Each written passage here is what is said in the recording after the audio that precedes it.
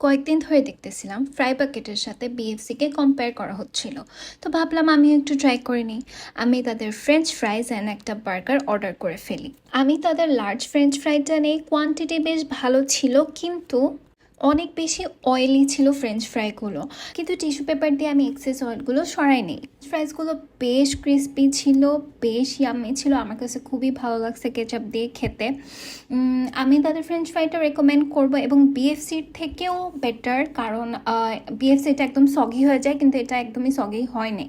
যাই হোক, নেক্সট আমি তাদের বার্গারে আসি। আমি বার্গারটা নিয়ে খুবই ডিসঅ্যাপয়েন্টেড ছিলাম, কারণ বার্গারের প্রাইসটা বেশ ভালোই ছিল। তারা চাইলেই কিন্তু একটা চিজ অ্যাড করতে পারতো, বাট তারা কোনো চিজ দেয় নাই।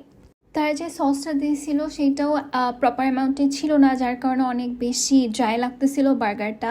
বার্গার বানটা কিন্তু বেশ ভালো ছিল, কিন্তু ভেতরে যে চিকেন ফ্রাইটা দিয়েছিল সেটা ফ্রেশ ছিল না, অনেকটা ড্রাই ছিল, তেমন একটা বেশি ফ্লেভারফুল ছিল না।